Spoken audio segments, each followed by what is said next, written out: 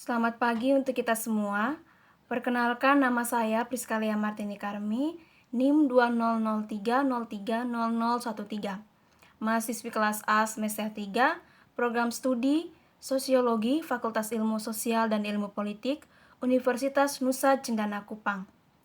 Kali ini saya akan menyampaikan materi review buku pertama untuk mata kuliah metode penelitian sosial yang berjudul Metodologi Penelitian untuk Ilmu Sosial dalam buku Research Methodology for Social Science karya Rajat Acarya dan Nandan Bhattacharya. Latar belakang dari pembahasan ini yaitu selama bertahun-tahun, metodologi penelitian sebagai subjek studi telah berkembang penting tidak hanya dalam wacana akademis murni tetapi juga untuk mahasiswa penelitian karena telah diberlakukan pada institut pendidikan tinggi di India oleh peraturan badan seperti University Grants sebagai prasyarat yang diperlukan untuk gelar penelitian. Tetapi aura regulasi dalam penelitian ini terlalu menekankan pada teknik dan pengukuran, telah melewati pertanyaan yang lebih mendasar seperti apa sebenarnya metode penelitian dalam ilmu sosial dan debat atas metodologi kuantitatif dan kualitatif.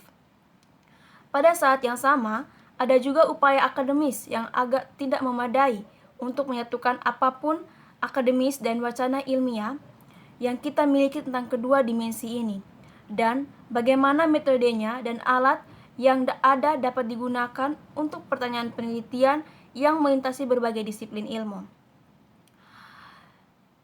Linus dan jatuh dalam konteks sosial, politik, ekonomi yang lebih luas. Dalam konteks India, ketidakcukupan wacana akademik menjadi lebih jelas.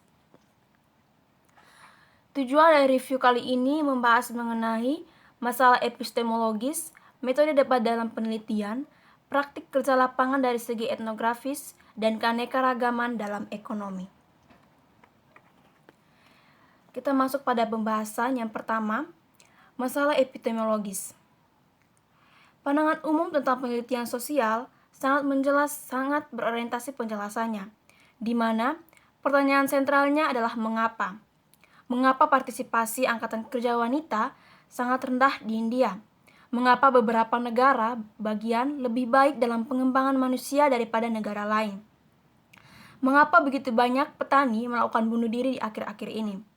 Jawaban atas pertanyaan-pertanyaan ini adalah mengambil bentuk kausal, meskipun metode yang digunakan biasanya sekutu dikerahkan untuk membangun penjelasan kausal dapat menyelesaikan pekerjaan hanya imper dengan sempurna. Namun demikian, sebagian besar diskusi kebijakan didasarkan pada beberapa pemahaman tentang penyebab dan efeknya pada berbagai hasil. Dengan kata lain, sifat esensial dari pertanyaan di sini adalah penjelasan. Pertanyaan semacam ini pada akhirnya menunjukkan atau membangun beberapa hubungan kausal antara pilihan atau tindakan agent, yaitu individu, kelompok, pemerintah, perusahaan, dan lain-lain.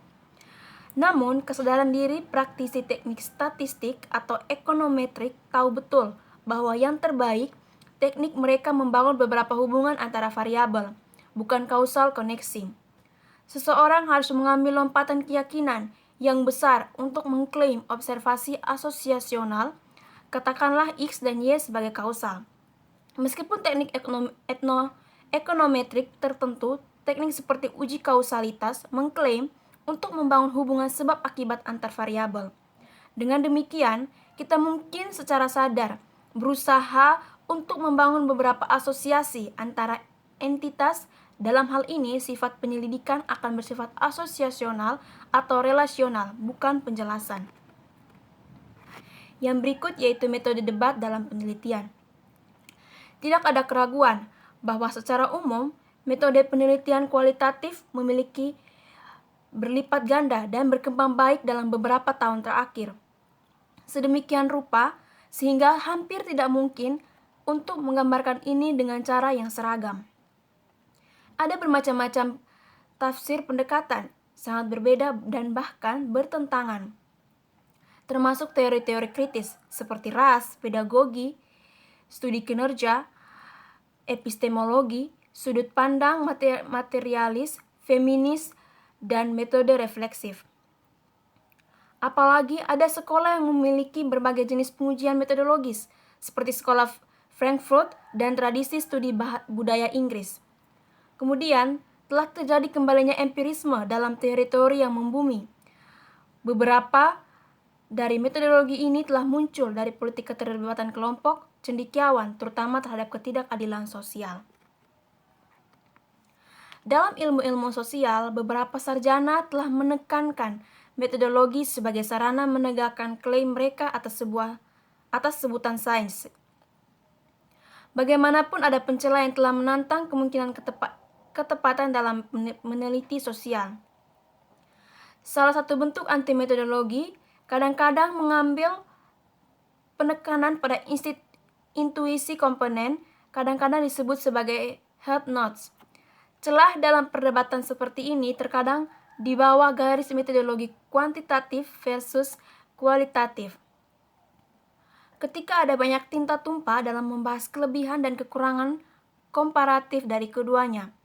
Ada juga dalam beberapa tahun terakhir menjauh dari kemurnian dari keduanya dan promosi berbagai metode campuran.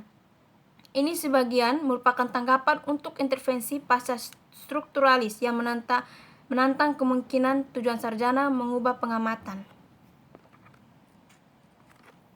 Yang berikut, praktik kerja lapangan dari segi etnografis. Kepentingan antropologis dan etnografi sebagai metode untuk mempertahankan minat di budaya lain adalah hasil dari perjalanan yang telah dilakukan barat ke timur.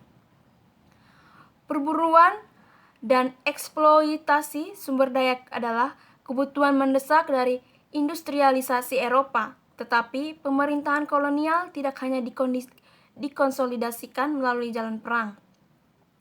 Kolonialisme mengembangkan beragam metode untuk melibatkan penduduk asli. Antropologi tumbuh dari kepastian diri, pencerahan Eropa, sebuah kepastian yang ditanamkan dalam keinginan dan keingintahuan untuk mengetahui tentang yang lain, yang mungkin berbohong keluar dari ruang fisik dan epistemik Eropa. Awal perjalanan antropologi dapat ditemukan dalam kegiatan yang jauh dari antropologis. Tala Asad tahun 1973 mendokumentasikan cara-cara di mana pemikiran dan praktik antropologis telah dipengaruhi dan dipengaruhi oleh kolonialisme Inggris dan instrumental kebutuhan administrasi kolonial. Menurutnya, Barat memberikan akses ke informasi budaya dan sejarah tentang masyarakat yang semakin mendominasi dan dengan demikian tidak hanya menghasilkan jenis pemahaman universal tertentu, tetapi juga memperkuat ketidaksetaraan dalam kapasitas antara Eropa dan non-dunia Eropa dan sebagai turunannya, antara elit Eropa dan masa tradisional di dunia ketiga. Contoh dari dalam konteks Afrika dan India.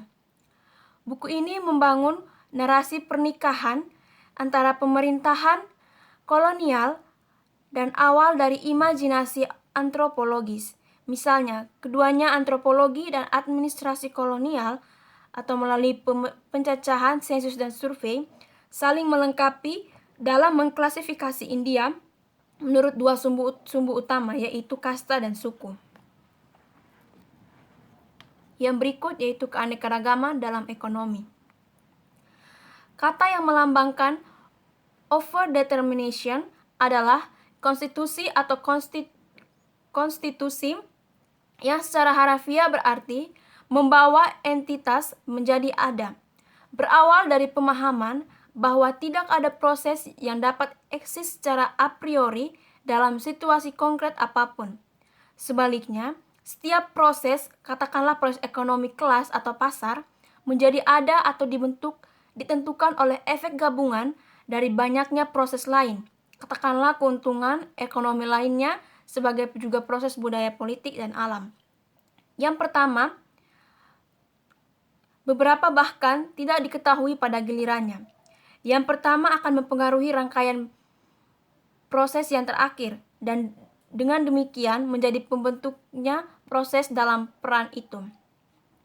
Dengan demikian, proses saling membentuk satu sama lain, yaitu untuk mengatakan hal yang sama. Proses ditentukan oleh satu sama lain, dilihat dari sudut yang berbeda. Setiap proses memberikan kondisi keberadaan untuk proses lainnya.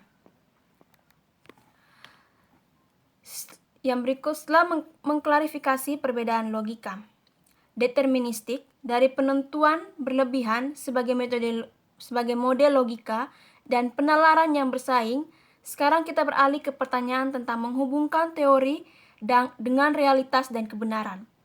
Pembahasan ini penting karena klaim tidak berteori yang mendasari ekonomi neoklasik dan Keynesian, yaitu bahwa konsepsi realitas yang mereka hasilkan adalah realitas itu sendiri. Oleh karena itu, tidak semenghargai bahwa sebagian besar pertempuran di bidang ekonomi adalah tentang teori ekonomi mana yang terbaik mencerminkan realitas ontologis dan karenanya merupakan kebenaran mutlak. Salah satu datang di benar versus salah, ilmiah versus tidak ilmiah, ketat versus di bawah standar, dan lain-lain.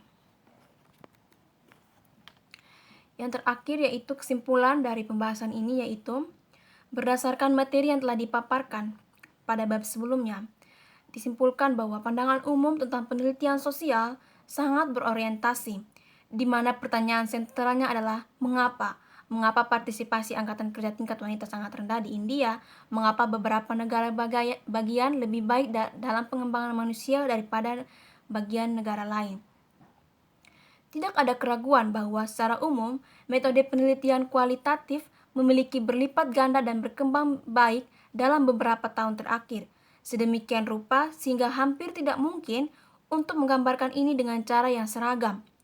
Kepentingan antropologis dan etnografi sebagai metode untuk mempertahankan minat di budaya lain adalah hasil dari perjalanan yang telah dilakukan oleh bangsa Barat ke Timur. Perburuan dan eksploitasi sumber daya adalah kebutuhan mendesak dari industrialisasi Eropa, tetapi pemerintahan kolonial tidak hanya dikonsolidasikan melalui jalan perang. Baik, demikian dari penyampaian materi saya kali ini. Mohon maaf bila ada salah kata. Terima kasih, selamat pagi.